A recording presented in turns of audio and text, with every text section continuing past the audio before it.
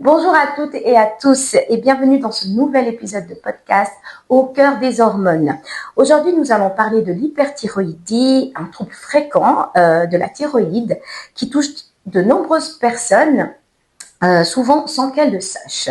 Pour en parler, j'ai toujours le plaisir d'accueillir Alain qui est docteur spécialiste d'endocrinologie. Alors bonjour docteur. Bonjour. Et merci Bonjour. d'être à nouveau parmi nous. Nous avons abordé le mois passé le thème d'hypothyroïdie et cette fois on bascule sur l'hyperthyroïdie avec trois questions qui sont notamment, pour commencer, qu'est-ce qu'une hyperthyroïdie?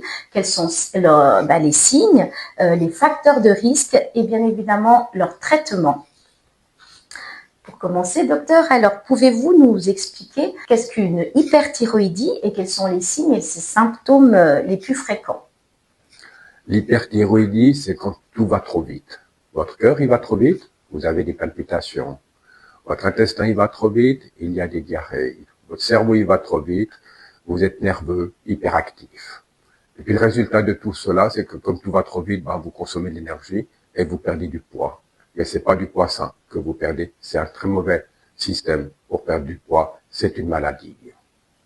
Mais comment différencier ces signes avec d'autres pathologies? Parce que par exemple, actuellement, moi je trouve que j'ai le cœur qui palpite, j'ai souvent des maux de ventre, je dors pas bien, je mange peu, mais en fait, je sais que j'ai un examen par derrière et ça me stresse et je pense que la gestion de stress ne me va pas du tout.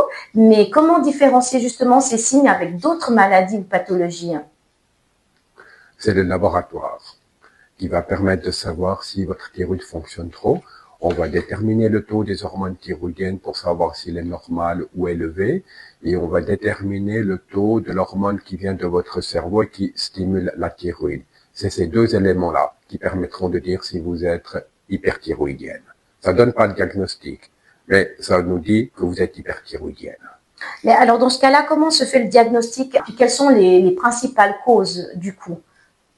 Alors, le diagnostic, il va se faire ensuite en combinant le laboratoire qui donne la fonction thyroïdienne et l'autre examen essentiel, c'est l'échographie qui va nous donner l'aspect de la thyroïde. Est-ce que la thyroïde est diffuse? Est-ce que la thyroïde a un nodule? Un nodule, c'est une boule, une grosseur à l'intérieur de la thyroïde. Est-ce que la thyroïde est agrandie?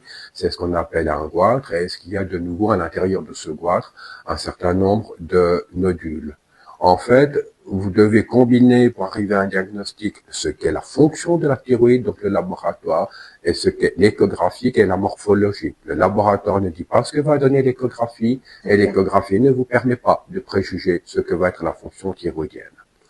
À partir de ces deux éléments-là, vous allez pouvoir savoir quel est le diagnostic. Les diagnostics les plus fréquents thyroïdiens, c'est la maladie de Basedow, qui est une maladie auto-immune. J'entends par là que c'est une maladie où vous avez des anticorps qui vont aller diriger votre thyroïde. Les anticorps, c'est votre système de défense pour neutraliser une bactérie, un virus, mais il peut y avoir des défauts de votre organisme qui vont conduire à ce que vous fabriquiez des anticorps dirigés contre quelque chose qui vous appartient. Et c'est ce qu'on appelle la maladie de Basedow.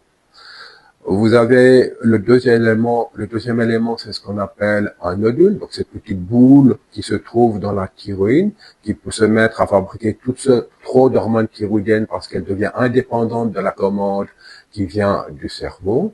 Et le troisième, c'est en fait une thyroïde qui est agrandie, un goitre, mais au sein de ce goitre, vous allez trouver plusieurs nodules, et ces nodules sont tous en train de trop fonctionner sans répondre à la commande du cerveau. D'accord. Et par rapport à ces principales causes, est-ce qu'il peut exister des facteurs de risque ou alors des antécédents familiaux par rapport à ces maladies-là? Alors, les maladies thyroïdiennes de ce type-là sont beaucoup plus fréquemment rencontrées chez les femmes que chez les hommes. Ça, c'est la première chose.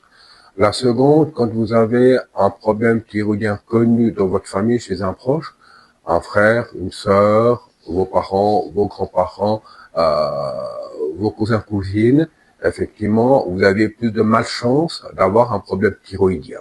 D'accord. Mais est-ce que ça peut éventuellement toucher aussi des enfants ou bien c'est vraiment... Non.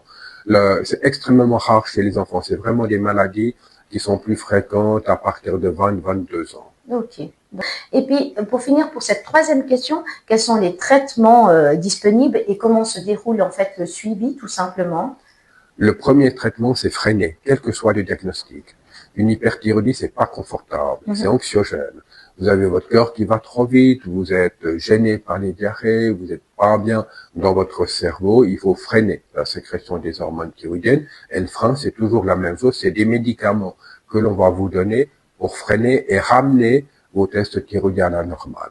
Vous aurez la vérification parce que dans l'histoire du patient, il va vous dire « je suis mieux ». Voilà. Et puis vous allez le confirmer, vous allez faire ensuite les ajustements avec le laboratoire. Ça, c'est la première chose et c'est ce qui est urgent de faire. Après, en fonction du diagnostic, si vous prenez la maladie de Basedow, c'est une maladie qui disparaît spontanément en moyenne dans les 18 mois qui suivent le moment où elle est devenue symptomatique.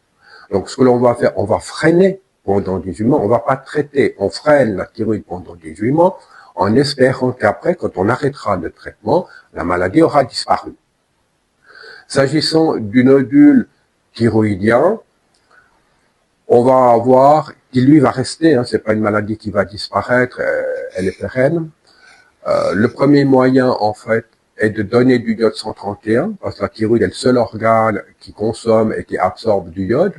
Et comme c'est le nodule toxique qui prend le iode, il va prendre du iode et on va tromper la thyroïde en donnant du iode radioactif pour le détruire. La deuxième méthode, qui est plus récente, c'est ce qu'on appelle une thermoablation. On va mettre une aiguille sous contrôle échographique au sein du nodule et on va faire passer des radiofréquences pour détruire le nodule, ce qui a l'avantage de conserver tout le restant du tissu thyroïdien qui est autour. Et puis la troisième solution, c'est la chirurgie, mais la chirurgie a l'inconvénient de devoir retirer la moitié de la thyroïde pour en fait traiter un nodule, alors qu'on va retirer également tout le tissu sain qui est autour. Si on prend le goitre multinodulaire toxique, on va plutôt penser quand même à ce moment-là à la chirurgie comme premier moyen de traitement. Le second, s'il n'y a pas trop de nodules, on peut choisir la thermoablation puis aller détruire les nodules qui sont là. Et la troisième solution, c'est de donner du iode 131 également pour détruire les lésions nodulaires qui sont toxiques. Je vais juste rebondir sur ce que vous avez dit par rapport à cette maladie de Basedow et le traitement de 18 mois, etc. Mais est-ce que cette maladie, on peut dire si c'est plutôt une maladie qui stabilise ou alors guérit, mais par rapport à ce que vous avez dit, c'est plutôt une maladie qui peut se guérir.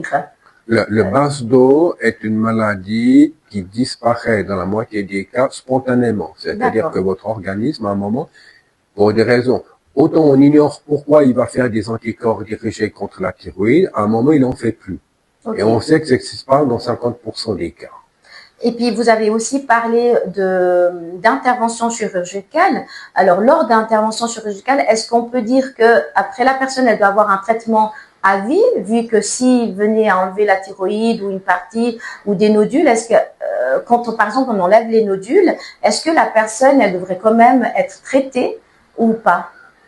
Alors quand on retire le nodule avec une thermoablation, non, puisqu'on va laisser le restant du tissu thyroïdien qui va reprendre sa fonction après le geste interventionnel. Si on va à la chirurgie et qu'on retire que la moitié de la thyroïde, dans la majorité des cas, on peut espérer que l'autre moitié de la thyroïde, de façon compensatoire, fasse le travail. C'est ce qui se passe dans la majorité des cas, mais dans une minorité des cas, ça n'est pas le cas. Et à ce moment-là, il va falloir que l'on donne des hormones thyroïdiennes pour substituer. Okay. Si on va à l'intervention dans un goitre multinodulaire toxique, il n'y a plus de thyroïde, donc effectivement, il y a un traitement substitutif d'hormones thyroïdiennes à vie. Est-ce que vous avez éventuellement des conseils sur l'alimentation, le repos, la gestion du stress ou encore par rapport à un suivi, un meilleur suivi? Non, il n'y a pas de conseil. La maladie de Basedow, elle a été décrite en 1840. On ne connaissait pas les conditions de vie et les problèmes que l'on a aujourd'hui. Donc, vous pouvez pas faire quelque chose pour l'éviter. S'agissant des nodules et des goitres multinodulaires, on peut pas non plus on n'a pas de moyens de prévenir. C'est pas une question de mode de vie de stress. Ok, parfait. Alors, merci beaucoup, docteur, pour ces explications très claires et précises. Et pour finir, un dernier message rassurant pour les patients qui sont en train de nous écouter. Est-ce que vous avez... Oui, c'est facile de poser le diagnostic avec une prise de sang. Il n'y a pas d'examen désagréable à faire ensuite parce que c'est une échographie, c'est pas un examen qui est douloureux, hein, c'est une sonde que l'on promène sur la peau de votre cou et le traitement, il est relativement simple.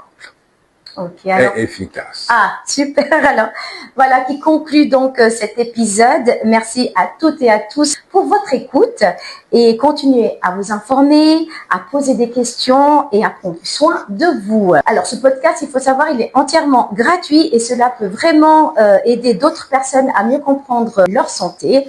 Donc, n'hésitez pas à vous abonner et à partager autour de vous. Rendez-vous alors très bientôt pour le 3e épisode et souvenez-vous, parce que mieux comprendre ces hormones, c'est déjà mieux vivre. À tout bientôt. Au revoir.